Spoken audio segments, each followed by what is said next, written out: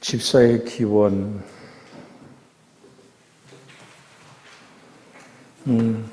찾으셨어요? 그 다음에 집사의 구분해서 정관 그대로 낸 거기 때문에 그렇게 읽어보시면 되고요. 1번 집사의 기원 한 번 더 읽습니다. 찾으셨어요? 여러분 이거 집에 가져가셔도 돼요. 교재를. 괜찮아요. 같이 읽습니다. 집사라는 말은 헬라어로 디아코노스에서 왔다. 디아코노스라는 말이 헬라어 성경에는 30회 이상 되었으나 1611년 번역된 영어 성경에는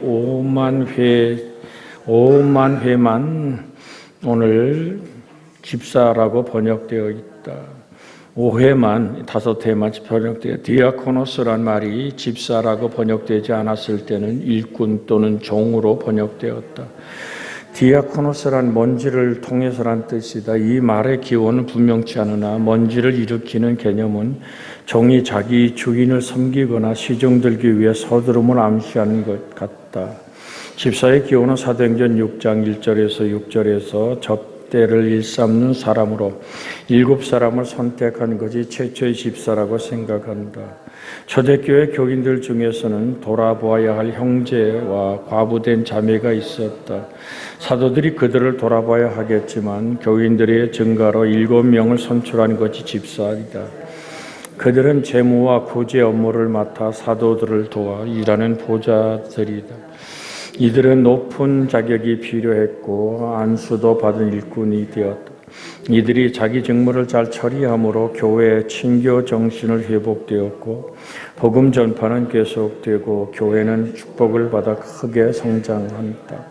그러므로 집사는 교회 성직 제도의 하나로 감독, 장로 다음의 성직이다. 이러한 원리는 오늘에도 변함이 없이 집사의 목사의 기도하는 일과 말씀 전하는 일에 전무하도록 목사의 보조자가 되어야 한다. 그래서 우리가 디모데전서 3장 8절에서 11절에 있는 말씀을 중심으로 오늘 집사의 자격과 집사의 또한 오늘 기원, 삶이 어떤 것인가라는 것을 지금 우리가 나누고 있는데요. 우리가 저번 주에 나눴던 8절에서 이와 같이 집사들도 정중하고 일구이연하지 아니고 술에 임박하지 아니하고 더러운 이득을 탐하지 않는 것으로. 그러니까 집사라는 이 디아코노스라는 말은 시중 드는 사람, 복종을 뜻합니다. 그냥 교회가 교회되는 일에서 맡은 직분을 왜 집사 제도가 시작했습니까? 12사도가 복음을 선포하고 예루살렘의 교인들이 모여오기 시작했는데 그 당시는 우리 권사님, 집사님, 안수집사 이렇게 있는 것처럼 과부라는 직분이 있었어요. 한 남자의 아내로 살며 자녀를 양육하는데 홀로 된 여인은 60세가 아마 넘었을 때 교회에서 지금 사회보장 제도처럼 교회에서 모든 생활을 이렇게 돌아봤죠. 왜냐하면 그 당시에 모든 사람들이 주님의 재림이 임박했다고 생각했습니다.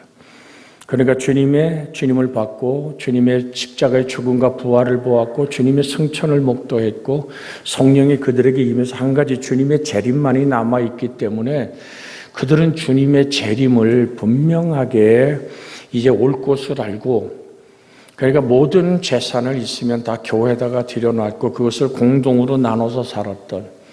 근데 왜 초대교회가 그렇게 나중에 문이 닫힐 수밖에 없었습니까? 하루에도 3,000명, 5,000명씩 돌아왔던 교회가 뭐냐면 너희는 땅끝까지 이르러 성령이 너에게 임하시면 너희가 권능을 받고 예루살렘과 유대와 사마리아와 땅끝까지 이르러 내 복음에 뭐가 되어 증인이 된다 그랬죠. 그런데 그 증인된 삶을 살아내지 않아요. 우리끼리 모인 거예요. 그러니까 불이 확 탔을 때 그걸 탁 때리면 불똥이 튀어서 얼마 안 됐습니다만 저 경상북도 전체에 온전히 온 동리가 다 타듯이 불에 불. 우리도 지금 경포 나가보면 아직도 불탄 자국들이 있잖아요. 그러니까 불이 튀듯이 전 세계로 흩어져 하나님의 복음을 선포하는 하나님의 섭리가 초대교회 박해로 나타났던 일을 봅니다. 그래서 생긴 이 오늘 교회마다 디모데가 목회하는 교회에 집사는 어떻게 사람을 세워야 되느냐, 정중해야 된다, 엄숙하고 품위 있는 모습을 지칭하는 것, 이것은 좋은 평판을 얻는 것과 유사한 것으로 교회 안팎으로 존경을 받는 자여야 된다, 일고이원하지 않아야 된다, 한 입으로 두 말하지 않는, 이 사람 만나면 이 말하고 저 사람은 저 말하는 상황 따라서 자기 상황의 논리로 사는 사람이 아니라 예수님의 논리로 사는 사람, 술에 임박히지 아니하고, 저번 주에 잠깐 했기 때문에 그렇게 많이 다루진 않고 구절로 넘어갈 겁니다. 임박힌다는 말은 사로잡힌다, 탐닉하다, 즉 술을 즐기지 아니하며 와 같은 의미입니다. 술에 탐닉되어 이성적인 판단력과 자제력을 상실하여 하나님의 교회를 봉사할 수 없으므로 집사는 단연코 술을 멀리해야 됩니다. 더러운 이득을 탐하지 않는 비열한 수단으로 이익을 취하는 것을 말합니다. 하나님을 알지 못하는 세상 사람들은 정당하지 못한 방법으로 이득을 얻어 부를 축적하지만 부르심을 받은 하나님의 사람들은 부정적 방법으로 살아서는 안 됩니다. 특히 교회 직분자는 누구보다도 더욱 투명한 손을 가지고 있어야 합니다. 그래서 양을 위해 목숨을 바쳤던 선한 목자이신 주님을 본받아 내가 손해가 오고 내가 정말 사람들의 인격적인 모독이 온다 할지라도 집사는 정직해야 되고, 하나님이 소망의 하나님, 모든 걸 후히 주고 누리게 하시는 소망의 하나님께 재물의 소망을 주는, 한 가지 미리 좀 드립니다. 같이 한번 따라합니다. 존재의 하나님을 회복하면 소유는 다스려집니다. 할렐루야. 여러분, 이건 눈으로 나타나는 거예요. 제가 이번에 집회했던 동행교회 2층부터 시작을 해서 오늘 개조해서 교회를 만들고 또다시 아름다운 교회 병합을 했습니다마는, 이번에 가서 봤을 때 하나님의 국률함이 임하죠.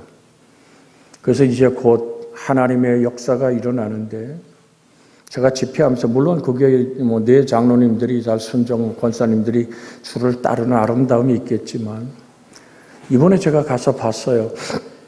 목사님 같이 가시죠. 이미 계약이 들어갔습니다. 그래요. 가봅시다.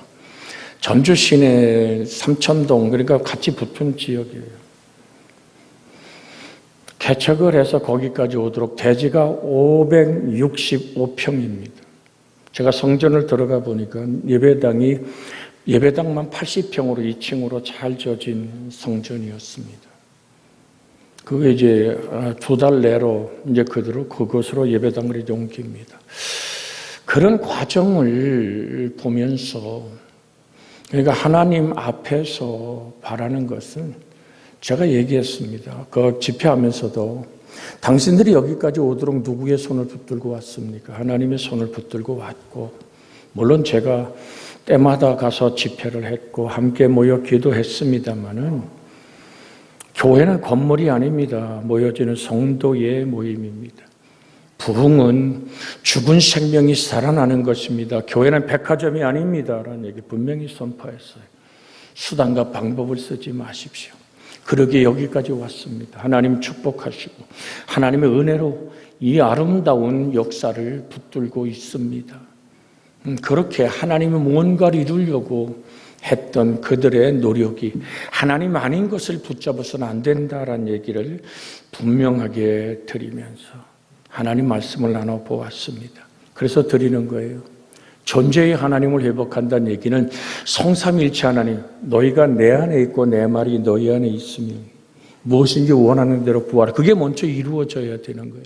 영혼이 잘됨같이 봄사가 잘되고 강건한 복이 임하기를 주의 이름으로 축복해 드립니다.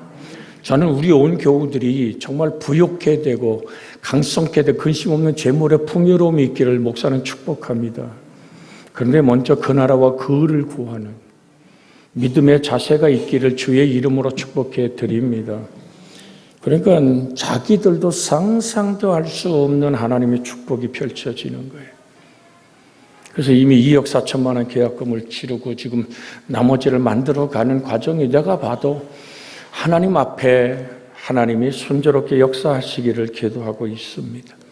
능히 감당할 수 있는. 그런데 교회는 돈이 힘이 아니라 예수 그리스도가 본질이 되고 생명의 샘이 되어서 역사되어져야만 될 줄로 믿습니다.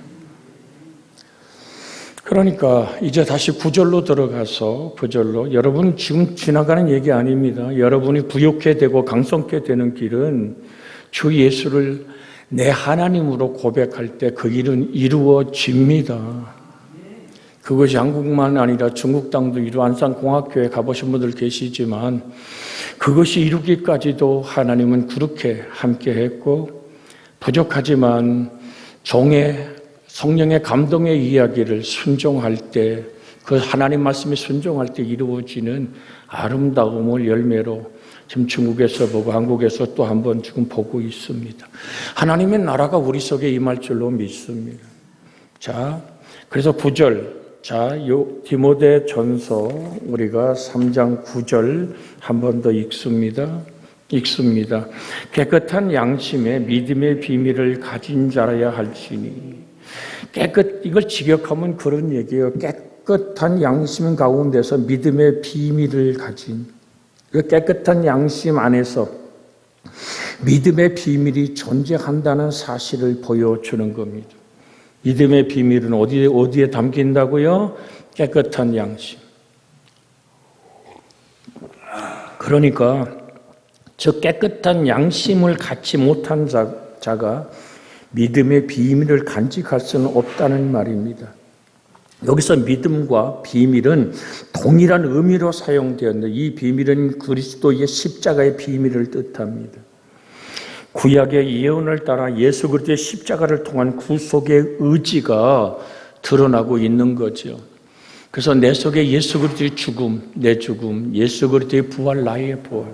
자, 먼저 우리가 빌립보서 3장에 보면 이런 말씀이 있습니다. 빌립보서 3장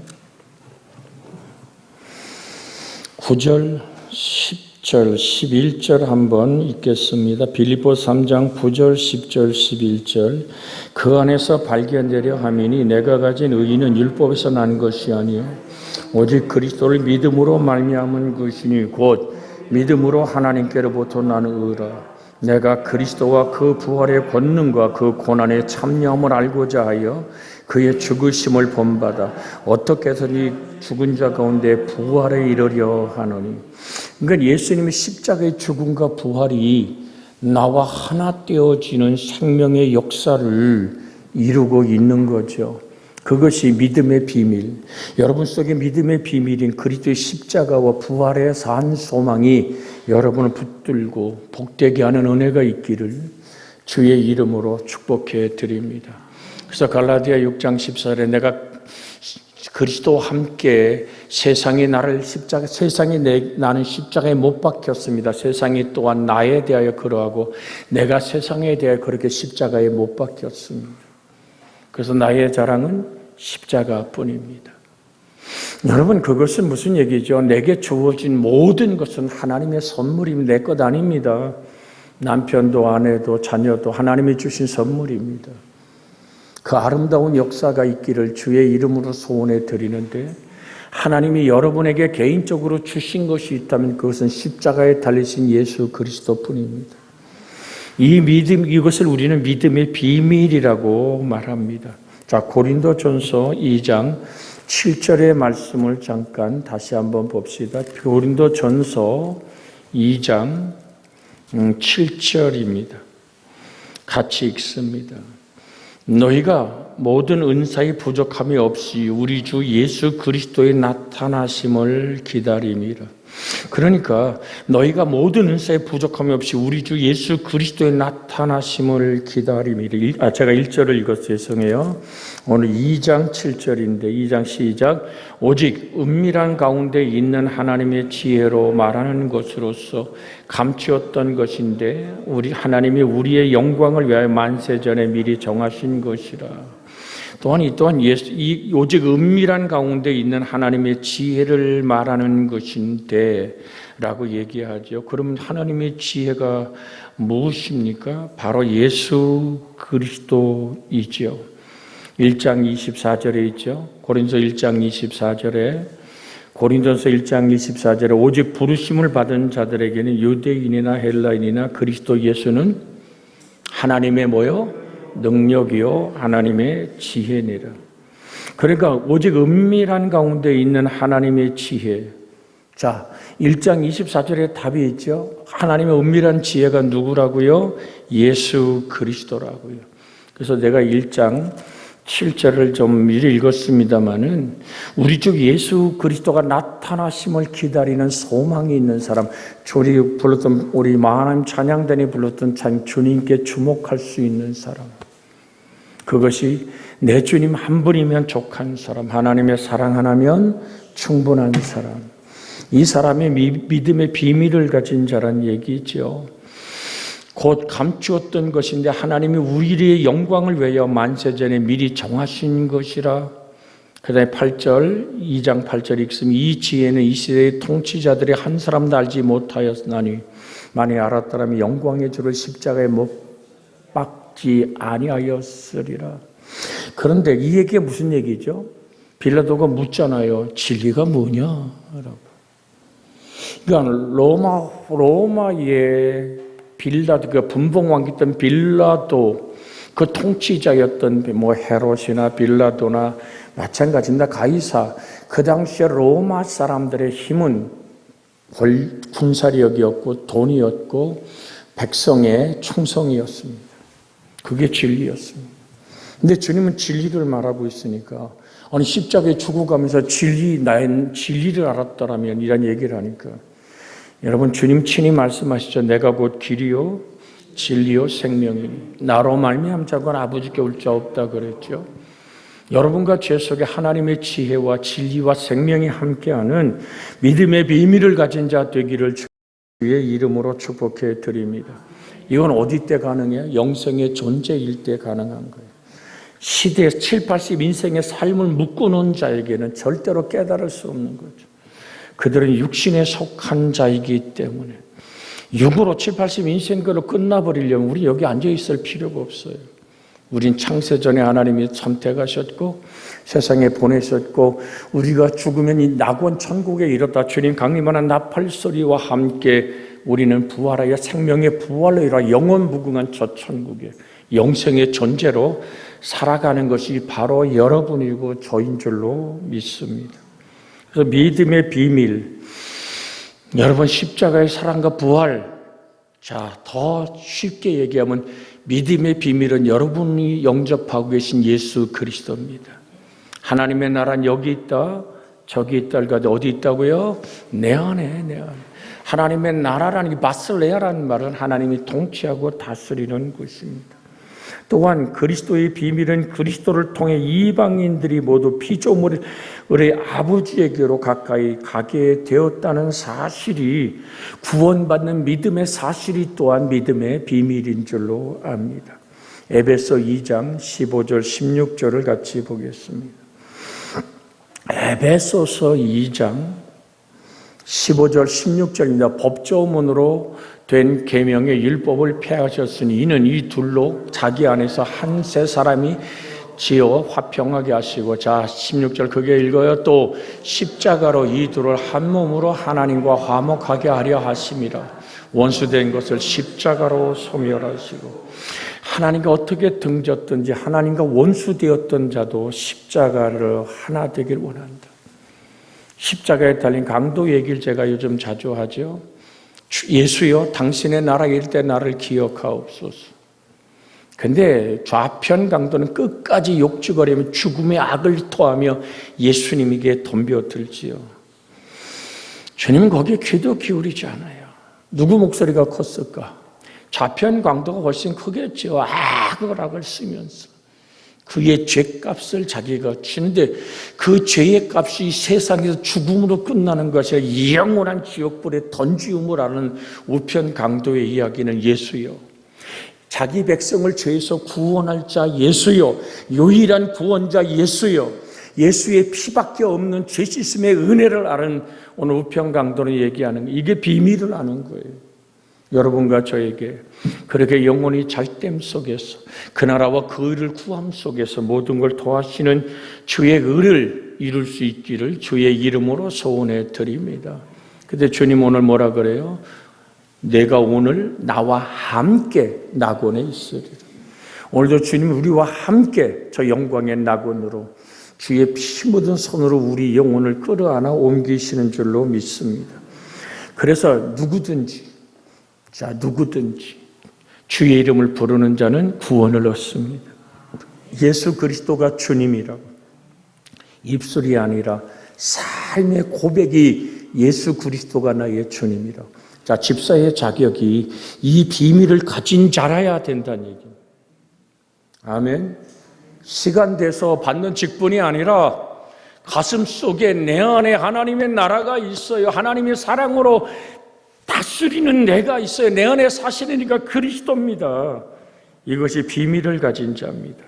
이제는 때가 찼으므로 하나님께서 복음을 전파하는 자들에게 자신의 뜻을 알리시고 이들을 위하여 자신의 뜻을 이루어 가시는 거죠. 금방 우리가 에베소 1장 9절과 3장 8절을 보겠습니다. 에베소서 1장 9절 읽습니다. 그 뜻의 비밀을 우리에게 알리신 것이요 그의 기뻐하심을 따라 그리스도 안에서 때가 찬 경륜을 위하여 예정하신 것이니 그리스도 예수 안에서 우리를 예정하신 하나님의 놀라운 은혜. 우리를 택하셨고 우리를 예정하셨기에 우리는 오늘도 하나님의 것으로 오늘 한날을 평생을 살아가는 줄 믿습니다.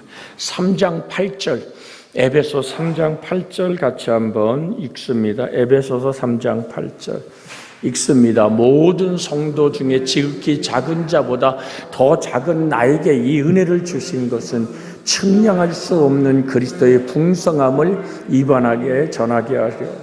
그러니까 바울 안에 사는 이가 그리스도란 얘기죠. 그게 비밀을 가진 거예요.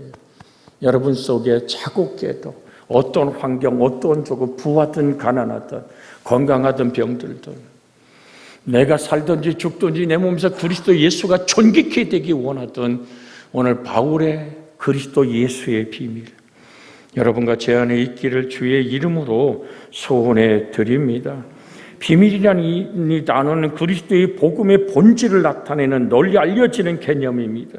이는 그리스도와 그의 구속의 사역의 고백에 대한 것입니다. 그러므로 집사들은 그리스도를 통한 하나님의 구속 사역에 대한 믿음의 고백을 하는 자들이야 하며 그것은 깨끗한 양심에 기초한 것이어야만 합니다. 거짓 없는 믿음을 가리킵니다. 하나님의 일꾼된 자는 선한 양심과 거짓 없는 믿음을 지닌 자야만 된다는 사실을 우리 이 한 절만 읽고 마치겠습니다. 디모데전서 1장 5절 9절 디모데전서 1장 5절 9절 같이 한번 읽습니다. 이 교훈의 목적은 정결한 마음과 선한 양심과 거짓이 없는 믿음에서 나오는 사람이거늘 사람이 이에서 벗어나 헛된 말에 빠져. 자, 다시 한번 5절 읽습니다. 5절. 자, 이 교훈의 목적은 청결한 마음과 선한 양심과 거짓 없는 믿음, 할렐루야, 거짓 없는 믿음에서 나오는 사랑, 여러분과 저에게 이 예수의 비밀이 있기를 주의 이름으로 축원해 드립니다. 합심하여 우리가 기도합니다. 하나님 깨끗한 양심의 믿음의 비밀을 가진 자가 되게 하여 주시옵소서라고. 주여! 살아계신 아버지 하나님, 오늘도 주님을 의지하며 주님을 기다리는 사람, 깨끗한 양심에 담겨진 아버지 하나님, 믿음의 비밀 예수 그리스도를 간직한 사람, 그 말씀에 살아계심이 나를 붙들고 일하고 그 말씀에 살아계심이 나의 발걸음을 인도하여 주시옵소서. 오늘 한날도 이렇게 주께 예배하오니 흠양하여 주시고 온 교우들의 가정과 삶에 하나님의 복의 복을 도하여 주시옵소서. 우리 구주 예수님의 이름으로 기도하옵나이다. 아멘. 이전